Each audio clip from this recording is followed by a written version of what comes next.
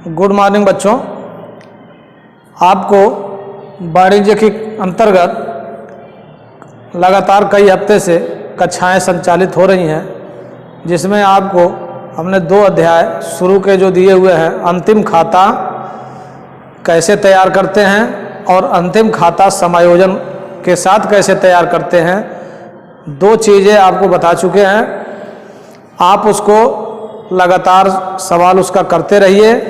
अभ्यास जितना करेंगे, जितने क्वेश्चन आप हल करेंगे, उतना ही ज़्यादा आपको समझ में आएगा और नई नई प्रॉब्लम आपके सामने निकल के आएंगी। आप देख रहे हैं कोरोना के कारण लगातार स्कूल बंद चल रहा है। अभी हाल फिलहाल लग नहीं रहा है कि स्कूल खुलने का कोई चांस है।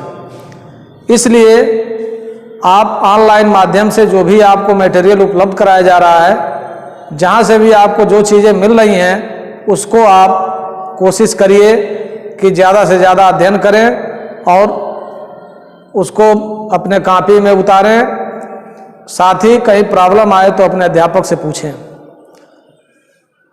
इस समय उत्तर प्रदेश सरकार द्वारा स्वयं प्रभात चैनल, जो हर डिश है, कोई भी किसी कंपनी का डिश हो, उस पर आता है, फ्री चैनल है, उस पर आप देखिए। उस पर दिन में 11 बजे से लेकर शाम को 5 बजे तक अलग अलग विषयों के अच्छे अच्छे अध्यापक प्रदेश के उस पर पढ़ा रहे हैं। वहाँ से भी आप पढ़िए और यहाँ जो आपको पढ़ाया जा रहा है, यहाँ से भी पढ़िए, ताकि आपका सिलेबस धीरे धीरे कवर होता रहे। नहीं तो पता चलेगा कि एग्ज़ाम का टाइम आ गया और आपका सिलेबस कंप्लीट नहीं हो पाएगा। आज हम लोग वाणिज्य के अंतर्गत आपका तीसरा जो अध्याय है, बैंक संबंधी लेन देन, उसके बारे में अध्ययन करेंगे। बैंक संबंधी लेन देन का अध्ययन करने से पूर्व आपको ये जानना जरूरी है कि बैंक होता क्या है। आप जानते हैं कि व्यापार हर व्यवसायी करता है।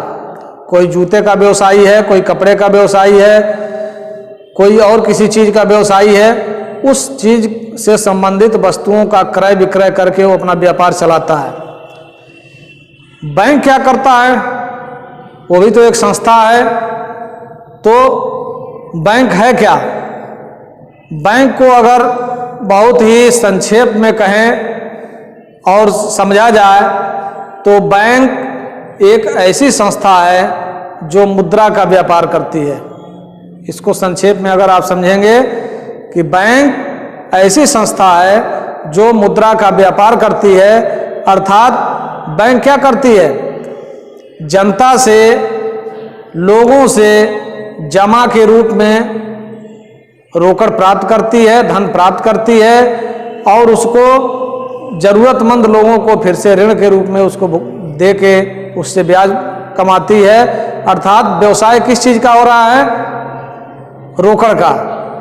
तो बैंक ऐसी संस्था है जो रोकड़ का व्यापार कर रही है। आपके जो बैंक से संबंधित परिभाषाएं हैं, इससे संबंधित PDF आपको उपलब्ध हो जाएगा, उससे आप पढ़ेंगे। जो समझने वाली चीज़ें हैं वहाँ यहाँ पर उसको हम लोग यहाँ समझते हैं। दूसरा टॉपिक आता है आपका बैंक संबंधी कार्य क्या है। बैंक के कार्य, आधुनिक जो बैंक हैं आजकल के, उनके कार्य क्या हैं। तो बैंकों के कार्य में आप देखेंगे तो जो परिभाषा में आपको हमने बताया वही उसके कार्य में भी आएगा। बैंक का जो मुख्य कार्य क्या है? निक्षेप अर्थात जमा स्वीकार करना। बैंक क्या करता है? लोगों से जमा प्राप्त करता है, धन प्राप्त करता है। सभी लोग अपना खाता खोलते हैं, हजारों लाखों लोगों के खाते होते हैं बैंक में। सभी लोग अपना धन बैंक में जमा करते हैं। जो जमा होता है उसको हम निक्षेप बोलते हैं वाणिज्य की भाषा में। तो निक्षेप को बैंक स्वीकार करता है। एक इसका महत्वपूर्ण काम है, निक्षेप कई रूपों में स्वीकार किया जाता है। बैंक द्वारा कोई बचत खाते के माध्यम से जमा करता है, कोई फिक्स डिपॉजिट के माध्यम से जमा करता है, कोई रिकरिंग डिपॉजिट अर्थात रोज रोज कुछ पैसा जमा करता है, इस तरह से अलग अलग तरीके से बैंक निक्षेप प्राप्त करता है। दूसरा बैंक का जो काम है वो है ऋण प्रदान करना।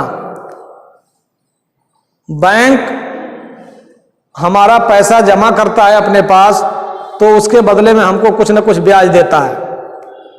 लेकिन बैंक के पास पैसा कहां से आता है, तो हमको ब्याज कहां से देगा? पैसे में वृद्धि तो होती रही है अपने आप। तो बैंक क्या करता है कि हमसे जो पैसा जमा करवाता है या हम जो जमा करते हैं बैंक में, एक बहुत बड़ी रकम इकट्ठी हो जाती है। उस रकम को बैंक जिनको ऋण की आवश्यकता है, लोन की आवश्यकता है, उनको जरूरतमंदों को हमसे जो ब्याज हमको दे रहा है 4%, 5%, 6%, उसके दूने ब्याज पर जरूरतमंद लोगों को लोन देता है और उस लोन से पैसा कमाता है और फिर हमको भी ब्याज का कुछ हिस्सा भुगतान करता है। ऋण भी कई तरह के चल रहे हैं। कृषि लोन है, कार लोन है, होम लोन है, व्यापार के लिए लोन है, ट्रैक्टर के लिए लोन है। तमाम अलग अलग तरह के लोन बैंक द्वारा दिए जाते हैं और उस पर ग्राहक से ब्याज के रूप में वसूला जाता है ब्याज, और वही बैंक की इनकम होती है और उसी से बैंक संचालित होता है। तीसरा इसका काम है एजेंट के रूप में कार्य करना। अगर कोई संस्था या कोई व्यक्ति अपनी तरफ से बैंक को ये जिम्मेदारी दे दे कि हमारे तरफ से आप ये काम करिए, जैसे हमने अपनी LIC की किस्त अपने बैंक से लिख के दे दिया हमने कि हमारी किस्त जिस महीने में पड़े उस महीने में हमारे खाते से काट कर LIC को भेज दिया करें। बैंक हर महीने जब भी किस्त की डेट आती है उस टाइम पर बैंक अपने आप ऑटोमेटिक LIC को उतना रकम भेज देता है। तो ये जो काम है ये काम एजेंट का होता है, अर्थात बैंक एजेंट के रूप में भी काम करती है। अगर ग्राहक उससे एजेंट के रूप में काम करवाना चाहे तो करवा सकता है। इसके अलावा भी बहुत सारे काम है जो बैंक करती है, उसको अन्य कार्यों के अंतर्गत आप रख सकते हैं। जैसे बैंक लॉकर की सुविधा देता है, बैंक तमाम तरह के आर्थिक सर्वे करता है, बैंक कई तरह के कैंप भी लगाकर लोगों में जागरूकता फैलाता है। अर्थात इसके जो ऊपर 3 काम दिए गए हैं, इसके अलावा जो भी काम करे बैंक उसको अन्य सेवाओं के अंतर्गत या अन्य कार्य के अंतर्गत आप रख सकते हैं। अगला जो टॉपिक है वो है बैंक में खाता खोलने की विधि। प्यारे बच्चों, आप सभी का बैंक में खाता खुला है। आप जानते हैं कि बैंक में खाता खोलने की प्रक्रिया क्या होती है।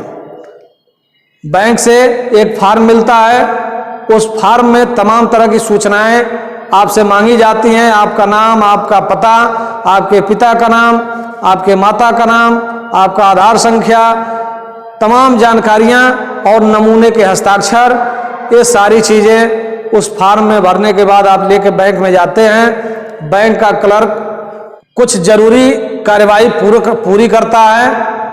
कार्रवाई पूरी करने के बाद एक गवाह या 2 गवाह से कहता है कि आप साइन करवाइए जो आपको जानते हो और हमारे बैंक के ग्राहक हो। गवाहों से प्रमाणित करवाना पड़ता है। साथ ही आपको अपने पते का और पहचान का प्रमाण पत्र देना पड़ता है कि हम फला व्यक्ति हैं और हम इस क्षेत्र के या इस गांव के निवासी हैं।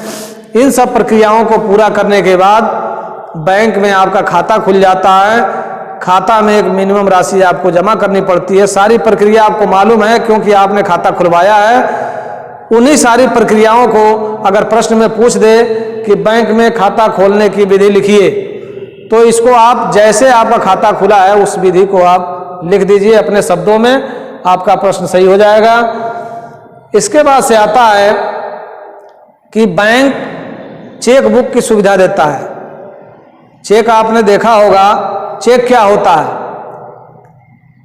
तो चेक की अगर हम परिभाषा की बात करें तो चेक एक ऐसा विनिमय विपत्र है जो किसी विशेष बैंक पर लिखा जाता है और जो स्पष्ट रूप से मांग के अतिरिक्त किसी दूसरी तरह से देय नहीं होता है। चेक एक विनिमय विपत्र है। चेक में जिस बैंक पर चेक लिखा जा रहा है उसका नाम उसमें लिखा रहता है।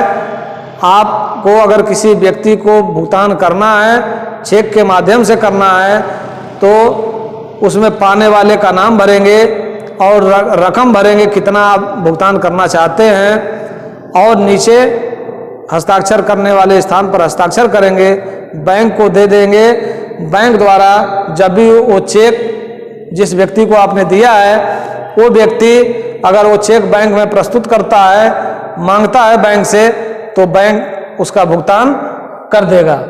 तो ये होता है चेक। चेक रखने से तमाम सारी सुविधाएं मिल जाती हैं। आप रकम अगर नगद बैंक में जमा करते हैं या निकालते हैं तो उसकी सीमा है कि इतने से ज़्यादा आप नगद राशि नहीं निकाल सकते, जो स्लिप भर के निकालते हैं उससे। लेकिन चेक बुक के माध्यम से ये सीमा ज़्यादा होती है, लगभग 10 लाख रुपए है। 10 लाख रुपए आप एक साथ निकाल सकते हैं, जमा करने की भी उसमें छूट मिलती है। तो इस तरह से चेक बुक रखने से व्यापारी को ज़्यादा सहूलियत होती है, क्योंकि व्यापारी को तमाम लेन देन करने पड़ते हैं। उतना कैश रखना हर वक्त मुश्किल होता है। अगर वह रखे, चेक बुक रखे, तो उसको भुगतान आदि करने में आसानी हो जाती है। चेक 2 प्रकार का होता है, एक होता है वाहक चेक और दूसरा होता है आदेशित चेक। वाहक चेक वो होता है जो व्यक्ति उस चेक को लेके बैंक में चला जाए, उसी को भुगतान हो जाए। अर्थात तो वाहक के द्वारा भुगतान अगर हो जाता है चेक का, तो उसको हम बोलते हैं वाहक चेक। अर्थात ऐसे चेक का भुगतान कोई भी आदमी प्राप्त कर सकता है। जो आदमी बैंक में लेके जाएगा उसी को बैंक भुगतान दे देगा। लेकिन आदेशित चेक जो होता है, आदेशित चेक वह चेक है जिस पर स्पष्ट रूप से लिखा रहता है कि इस चेक का भुगतान फला व्यक्ति को ही होगा। जैसे चेक पर हमारा नाम लिखा हो तो चेक बैंक द्वारा हमको ही भुगतान होगा, कोई और व्यक्ति उस चेक का भुगतान प्राप्त नहीं कर सकता है। चेक में एक चीज और पूछा जाता है अक्सर, चेक का अनादरण क्या होता है या चेक अनादृत क्यों हो जाता है। अनादर का मतलब क्या है? अगर आप किसी के घर पर जाएं और वो आपको बैठने को ना कहे, आपको सम्मान से बैठाए नहीं या चाय नाश्ता ना कराए, तो आपका क्या हो गया? अनादर। इस चेक में अनादर क्या होता है? चेक का आदर कब है? जब वो बैंक में जाए और बैंक से उसका भुगतान मिल जाए, इसका मतलब है चेक का आदर हुआ। लेकिन किसी कारण से यदि चेक का भुगतान बैंक द्वारा नहीं किया जाता है तो उसको हम कहते हैं कि चेक अनादृत हो गया या अनादर उसका हो गया। अर्थात चेक में अगर कोई कमी है तो बैंक उसको लौटा देता है। क्या क्या कमियां हो सकती हैं? चेक आपने भरा, अगर उसमें तारीख लिखनी रह गई, चेक अनादृत हो जाएगा, बैंक लौटा देगा उस पर लिखकर कि डेट गलत है, इसलिए चेक का भुगतान नहीं किया जा सकता। आपने नाम लिखा, नाम लिखने में गलती कर दिया, कहीं कट कर दिया, चेक कहीं फट गया, या रकम जो आपने अंकों में लिखा है उसमें कुछ और लिखा है, शब्दों में लिखा है उसमें कुछ और लिखा है, तब भी बैंक लौटा देगा। अगर नीचे हस्ताक्षर जिस व्यक्ति का खाता है उसने किया है और हस्ताक्षर बैंक के अभिलेख से नहीं मिल रहे हैं, तब भी चेक का अनादरण हो जाएगा। अनादरण के बहुत सारे कारण हो सकते हैं, लेकिन मुख्य कारण आपके यही हैं। इनके कारण चेक का अनादर होता है, अर्थात बैंक उसका भुगतान नहीं करता है। और लास्ट इसमें टॉपिक है चेक का रेखांकन क्या होता है। अभी आपको बताया हमने चेक 2 प्रकार के, वाहक चेक और आदेशित चेक। लेकिन चेक में रेखांकन क्या होता है? चेक आपने देखा होगा, ये आपका चेक है, यहां पर लिखा होता है 2, जिसको पाना है उसका नाम, यहाँ रकम का कॉलम होता है, रकम भरते हैं, यहाँ शब्दों में रकम लिखते हैं, यहीं पर आपका खाता नंबर लिखा रहता है और नीचे सिग्नेचर करने का स्थान होता है, यहाँ पर डेट होती है, डेट डालिए। अगर किसी चेक के बाएं कोने पर दो तिरछी रेखाएं खींच दी जाएं तो उसको हम कहते हैं चेक का रेखांकन। दो तिरछी रेखाएं खींचने का मतलब हो गया कि ये चेक अकाउंट पे ही हो गया। अब ये वाहक को नहीं मिल सकता, अर्थात कोई व्यक्ति चाहे कि हम इसको ले जाके खिड़की से तुरंत भुगतान प्राप्त कर लें तो भुगतान नहीं प्राप्त कर सकता है। एक भुगतान कहाँ होगा? जिस व्यक्ति का यहाँ नाम लिखा है पाने वाले का, पाने वाले के नाम का अगर उस बैंक में खाता है तो उस खाते में इस चेक से संबंधित धनराशि जमा हो जाएगी, उसको नगद के रूप में ये राशि भुगतान नहीं होगा। इसीलिए इसको बोलते हैं रेखांकन। रेखांकन दो तरह का होता है, एक होता है साधारण रेखांकन। साधारण रेखांकन में केवल दो तिरछी रेखाएं खींच दी जाती है, और दूसरा होता है विशेष रेखांकन। विशेष रेखांकन में दो तिरछी रेखाएं खींचने के बाद इसमें बीच में किसी का नाम भी लिख सकते हैं, जिस व्यक्ति के अकाउंट में आप भेजना चाहते हैं, या लिख सकते हैं ओनली अकाउंट पे ही, या श्री राम एंड कंपनी। जो भी आप जिसके बारे में आप लिखना चाहते हैं कि ये चेक उसी व्यक्ति को मिले, उसके खाते में जाए, उसके विवरण उसमें डाल सकते हैं। ये दो तरह का रेखांकन होता है।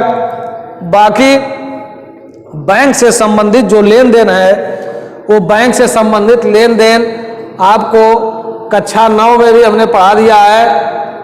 जो जनरल में हम लेखा करते हैं, जनरल में लेखा करते समय किस तरह से बैंकों से संबंधित लेखा किया जाता है, उसको हमने बताया था। दो चीज आपको यहाँ और कंफर्म कर देते हैं। बैंक जो होता है, बैंक व्यक्तिगत खाता होता है। बैंक व्यक्तिगत खाता होता है, और व्यक्तिगत खाते का नियम है पाने वाले को ऋणी और देने वाले को धनी किया जाता है। अगर बैंक से संबंधित कोई लेन देन आता है तो उसका लेखा हम कैसे करेंगे? अगर मान लीजिए बैंक पाने वाला है किसी लेन देन में, जैसे व्यापारी ने बैंक में जमा किया 1000 रुपये। 1000 रुपये जमा किया, बैंक यहाँ क्या है? पाने वाला। तो लेखा क्या होगा?